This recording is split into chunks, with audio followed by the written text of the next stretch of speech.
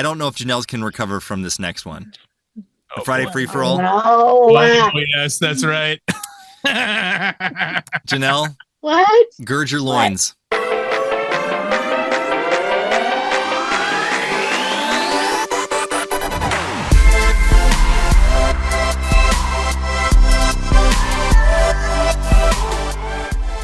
You're listening to the Daily Nugget, dnugget.com, for Friday, February 9th, 2024. I'm Andy. Producer Sam's already laughing for what's about to happen. Before we started recording, I had to warn Janelle to make sure that she has nothing obstructing her from any side. There may be flailing. There may be weeping and gnashing of teeth. There may be even a time where you may fall backwards. So please just make sure you're in the upright and locked position, Janelle. Okay? You don't need to go to the hospital over this one. Yes. And Jen, as the mother, she might also have some issues with this. Well, she is married now. Oh, this might have actually affected her within the last year. Oh, good. Good. Okay. All right. So this is from a study. So it's scientific. What I'm about to say, ladies, is scientific. It's science. And if we've learned anything from the last few years is from the people that are no more than us, like Dr. Fauci, you've got to trust the science. Trust the science. There I thought we weren't getting political. You got to trust the science. I'm just Move on. All right. Oh my I'm going to do this in my Dr. Fauci voice, though. What is happening right now? I don't know. I don't know. Male axillary extracts contain pheromones that affect pulsatile secretion of luteinizing hormone and mood in women recipients. Say that in English, please. So the abstract says human underarm secretions, when applied to women recipients, alter the length and timing of the menstrual cycle. What? These effects are thought to arise from exposure to premier pheromones that are produced in the underarm. Pheromones can affect endocrine premier or behavioral releaser responses, provide information signaler, or perhaps even modify emotion or mood modular. In the news, women volunteers monitoring serum LH and emotion/mood. This is so regardless. Yes. We're talking about male sweat here. Yes. Yeah, armpit sweat from men was applied to women's lips, as you know. Oh, I missed that part. And when they did this is the non-science. This is the layman's terms. And when it was applied to women's lips, it decreased tension, decreased stress, and boosted their mood significantly. Because they passed out. What are you talking about? No. So okay. Now imagine being selected for this this study. No, thank you. They must have told the women, we're gonna put something on your lips, a serum of some sort. We want to test the medicinal qualities of it, because every woman guessed that the researchers applied cologne or alcohol to their lips. No. But it was actually armpit sweat. Impossible. These are those crunchy moms that use oil on everything. Yeah. Like, oh, is this the new essential oil? No, it's not essential for you or for anyone. Gross. Yeah. Again, Jen, you're surprising me. I feel like you're one of those essential oils. Like when your baby starts crying, you put a little peppermint under their earlobes. You know, no peppermint under the earlobes. Are you kidding? You can't put that directly on a baby. No. Well, you can put anything on a baby. I mean, you could, but you shouldn't. I'm gonna put it on my husband when he's sweaty, of course. You should just dip your finger in his armpit and then wipe it on. Okay, so I smelled. No. I didn't. What?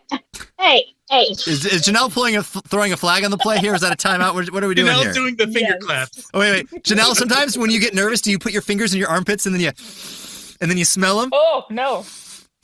Never. I never do that. And besides that, speaking of armpits, it has a definite smell. There's no way that could be mistaken as cologne. No. You can taste that. I mean, no. Unbelievable. I feel like it'd be salty, right? No. No. How would anybody know? Why? Why is this even up for science? We've all gotten sweat in our mouth, right? It's saliva. It's saliva. No, like sweat. Like right. When it's dripping, when you're, you know. Like we've all been exercising at one point. I did when I was very young. And you taste your sweat. Yeah. It's salty. Sweat just falls in your mouth. You're just like, oh, it's kind of salty. It's not my favorite, but it's kind of salty. I feel like armpit sweat would be similar. I've never tried. I do have a curveball. As much as I hate bodily functions and talking about all this, I could see a way that this could be. Okay. You're going to give me a hard time about this. However, I have not been diagnosed, but I truly believe I am one of those people that my sweat doesn't stink. And I'm not just saying that. I have literally been on runs and then put my armpit in my family's face, my husband, even some people I didn't know that well. Even your baby. They honestly told me there is no smell. So you sweat. So if that were the case, you sweat. I sweat, and I'm there. Clearly they can see it. Yes, and there's no smell. And that is a condition where you're like missing whatever, and so you public education don't stink when you. Yeah, it's because I'm homeschooled. But if that was the way the study was, and they put that on your lips, maybe. But.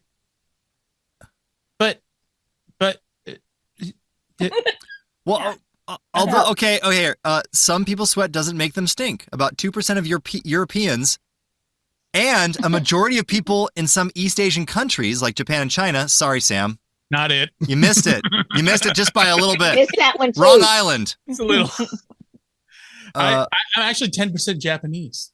Well, you didn't get the recessive gene that results in a faulty transporter protein. Believe me, I know. So, apparently a study, though, 75% of people with the recessive gene use deodorant anyway. So you don't have to... I do not. I have tried, and I do sometimes. It's more uncomfortable for me than anything. It's weird. I just don't wear it. You've tried... I'm just trying to wrap my mind around about trying to wear it. How is deodorant uncomfortable? It just feels slimy and gross. I'm not used to it. Everyone else wears it every day.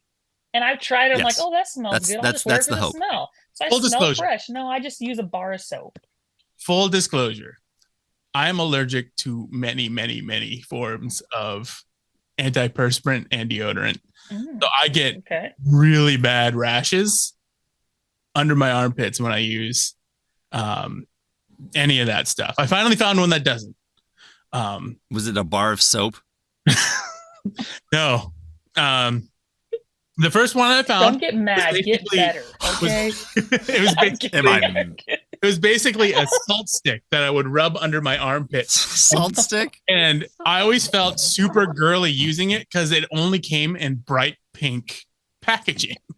So every morning I would get up, take a shower, and then pull out this pink tube of salt and then rub it in my armpit. It looks so strange. So sometimes you have to apply it multiple times a day because the salt just kills all the stinky bacteria in your armpit. Oh, so it was actually really interesting. It could be a salt stick and a salt lick. Yeah, you could. I would sometimes call it. I would sometimes call it the armpit assaulter. Okay, dad jokes. Dad jokes. And that's the nugget. We'll let Sam have that one. NuggetHateMail@gmail.com if you have any deodorant recommendations for Sam.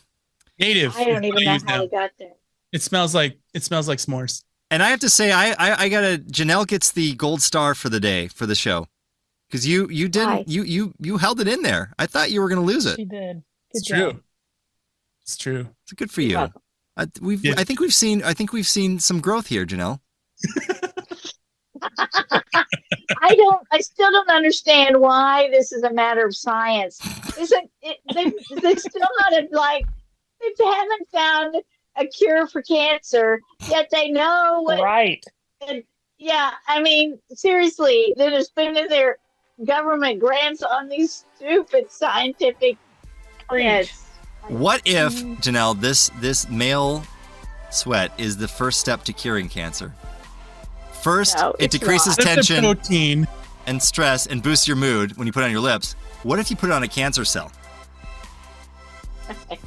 Well, that I do not know. Well, I'm Not the a- science. Trust me, Janelle.